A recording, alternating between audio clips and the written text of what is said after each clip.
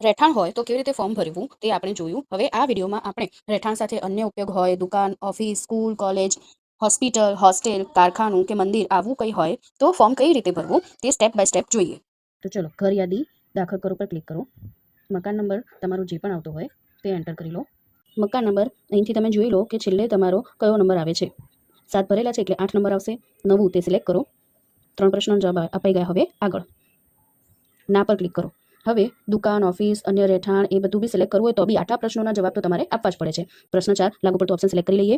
આગળ દિવાલમાં પાકી ઈંટ, આગળ છતમાં વપરાયેલ સામગ્રી, લાગુ પડતું ઓપ્શન સિલેક્ટ કરી લો. આગળ તો આટલા 6 પ્રશ્નોના જવાબ તો આપવાના રહે છે જ. હવે આ 7મા પ્રશ્નમાં આપણે રહેઠાણ તરીકે ફોર્મ ભરી લીધું. બાકીના બધામાં ફોર્મ કઈ રીતે ભરવાનું છે તે જોઈએ. હવે દુકાન કે ઓફિસ હોય તો 3 નંબરનું ઓપ્શન સિલેક્ટ કરી તમારે તેનો ઉપયોગ કે દુકાન તરીકે ઉપયોગ કરે છે કે જે બી તમારે લખવું હોય તે લખવાનું છે. તેના માટે જુઓ કે આ બંને બોક્સ ડિસેબલ જ છે.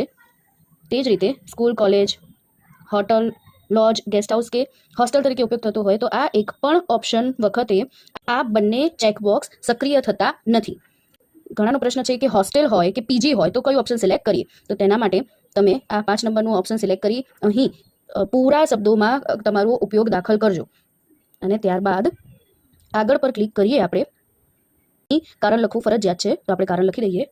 આ 3 થી લઈને 0 સુધીના એક પણ ઓપ્શનમાં આ ચેકબોક્સ સક્રિય થતા નથી. આમાંથી અત્યારે હું તમને 3 થી 8નો ઉપયોગ સમજાવી રહી છું. એ ઓપ્શન સિલેક્ટ કરી અહીં કારણ લખી આગળ પર ક્લિક કરો એટલે તમે જો આ 7 પ્રશ્ન પછી એક પણ પ્રશ્ન તમને પૂછશે નહીં અને ત્યારબાદ સબમિટ કરી દેવું.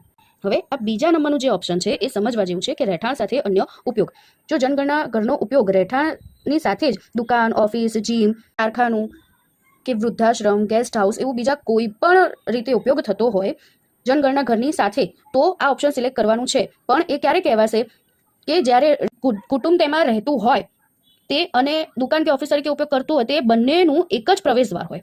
ફક્ત એક જ ગેટથી એ બંને જગ્યાનો ઉપયોગ થતો હોય તો જ રહેઠાણ સાથે અન્ય ઉપયોગ તે કોડ દાખલ કરજો. હવે જ્યારે કોડ 2 આપણે દાખલ કરીએ છીએ ત્યારે તમે અહીં જુઓ કે આ બંને ચેકબોક્સ ઇનેબલ થઈ ગયા છે, સક્રિય થઈ ગયા છે. બીજા કોઈ પણ રહેઠાણ તરીકે ઉપયોગ સિલેક્ટ કરીએ છીએ ત્યારે ખાલી તાળું છે તેવું ચેકબોક્સ સક્રિય થાય છે. બીજા કોઈમાં આ બંને ચેકબોક્સ સક્રિય નથી, પરંતુ ખાલી જ્યારે 2 નંબરનું ઓપ્શન આપણે સિલેક્ટ કરીએ છીએ ત્યારે જ આ બંને ચેકબોક્સ સક્રિય થાય છે. હવે રહેઠાણ સાથે અન્ય ઉપયોગ આપણે સિલેક્ટ કરીએ ત્યારે અહીં તમારી સંપૂર્ણ વિગત વ્યવસ્થિત દાખલ કરવી કે રહેઠાણ સાથે લુહારી કામ છે, દરજી કામ છે, રિપેરિંગની દુકાન છે, ડૉક્ટરનું ક્લિનિક છે કે રહેઠાણ સાથે રેસ્ટોરન્ટ છે, આ બધું જ વ્યવસ્થિત દાખલ કરવું. હવે સંસ્થાકીય છે તે ચેકબોક્સ ક્યારે દાખલ કરવાનું રહેશે કે રહેઠાણ સાથે તમે વૃદ્ધાશ્રમ કે હોસ્ટેલ કે પીજી એવું કોઈ સંસ્થાકીય કુટુંબ નિવાસ કરતું હોય તો જ સંસ્થાકીય છે તે ચેકબોક્સ સિલેક્ટ કરજો. આપણે તે ફોર્મ ભરીને જોઈએ. તેનો ઉપયોગ અહીં દાખલ કરી દઈએ. રહેઠાણ સાથે પીજી છાત્રાલય છે, આપણે સંસ્થાકીય છે તે ચેકબોક્સ સિલેક્ટ કરી લઈએ. હવે આગળ પર ક્લિક કરીએ તો જ્યારે રહેઠાણ સાથે આપણે સંસ્થાકીય છે તે ચેકબોક્સ સિલેક્ટ કરીશું તો તમે અહીં જુઓ કે કુટુંબ નંબર 999 લખાઈને આવે છે. કુટુંબ નંબર ફરીથી હું તમને સમજાવું કે સંસ્થાકીય કુટુંબ માટે કુટુંબ નંબર 999 ફાળવવામાં આવે છે. ત્યારબાદ વ્યક્તિની સંખ્યા જે પણ હોય પૂછી લેવું અને અહીં મુખ્ય માણસનું એટલે કે ત્યાંના વોર્ડનનું કે જે પીજી ચલાવતું હોય તે વ્યક્તિનું નામ દાખલ કરી દો.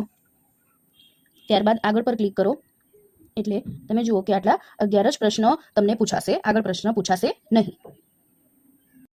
હવે રહેઠાણ સાથે અન્ય ઉપયોગ કોડ 2માં આપણે જ્યારે સંસ્થાકીય છે કે નહીં તે ચેકબોક્સ સિલેક્ટ કરતા નથી તો ફોર્મ કેવી રીતે ભરવાનું તે જોઈએ. અહીં તેનો વાસ્તવિક ઉપયોગ જે પણ હોય તે દાખલ કરી દો. ધારો કે વૃદ્ધાશ્રમ છે. ત્યારબાદ સંસ્થાકીય ઓપ્શન સિલેક્ટ ના કરશો, આગળ પર ક્લિક કરો. લાગુ પડતું ઓપ્શન સિલેક્ટ કરી આગળ તો તમે અહીં જુઓ કે સંસ્થાકીય છે તે સિલેક્ટ કરીએ તો અહીં કુટુંબ નંબર 999 ઓટોમેટિક જનરેટ થાય છે અને અહીં કુટુંબ નંબર જે નેક્સ્ટ આપણો 006 આવે છે તે જ જનરેટ થાય છે. ત્યારબાદ વ્યક્તિની સંખ્યા લખી દો. તમે જો 20થી વધુ સભ્યો હશે તો આવી ચેતવણી આપે છે. ત્યારબાદ કુટુંબના મુખ્ય માણસનું નામ તે વૃદ્ધાશ્રમ જે પણ ચલાવતું હોય કે મેનેજરનું નામ તમે અહીં એન્ટર કરી દો. ત્યારબાદ આગળ પર ક્લિક કરો તો તમે અહીં જુઓ કે સંસ્થાકીય છે તેમાં 11 જ પ્રશ્નો પૂછતા હતા, પરંતુ હવે અહીં તમારે નોર્મલ ફોર્મની જેમ બધા જ પ્રશ્નોના જવાબ આપવાના આવશે. તે આપણે ફટાફટ ભરી દઈએ.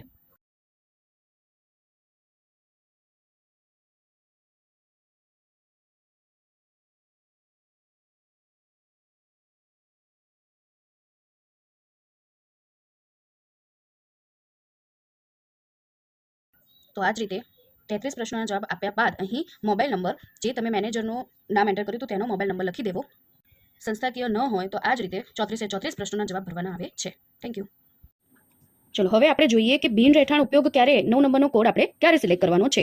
તો ઉપર આપેલા ઓપ્શન સિવાય જો તમારા ભાગમાં થિયેટર, ક્લબ, સ્ટેડિયમ, પુસ્તકાલય, પેટ્રોલ પંપ, ગેરેજ આવું કોઈ જનગણના ઘર આવતું હોય ત્યારે આ 9 નંબરનું ઓપ્શન સિલેક્ટ કરવાનું છે.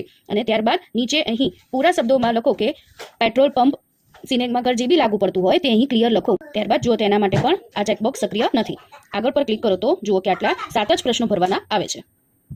2-3 મહિના માટે ગયા હોય તો રહેઠાણ માટે ઉપયોગ અને તાળું છે પર ક્લિક કરું. પરંતુ જો તે ઘરના લોકો હંમેશ માટે ક્યાંક ગયેલા હોય અને તે ઘર બંધ જ હોય તો તમે આ ખાલી તે ઓપ્શન સિલેક્ટ કરો. અને ત્યારબાદ ખાલી છે તો કેમ છે, સમારકામ ચાલે છે કે બીજો કોઈ ઉપયોગ કરવાના છે કે તે લોકો ફોરેન ક્યાંક ગયેલા છે, જે બી રીઝન હોય તે અહીં એન્ટર કરો. મેં અહીં રીઝન લખી દીધું છે. હવે આ બંને ઓપ્શન આ જે તમને બોક્સ દેખાઈ રહ્યા છે તે એક્ટિવ નથી, તેથી તે સિલેક્ટ કરવાના આવશે નહીં. ક્લિક કરીએ તો હવે ઘર બંધ છે, તેથી આનાથી આગળ પ્રશ્નો આપણને પૂછતા નથી. આટલા જ પ્રશ્નોના જવાબ તમારે આપવાના. ત્યારબાદ ખાતરી કરો પર ક્લિક કરો. આ ફોર્મ તમારું ભરાઈ ગયું છે.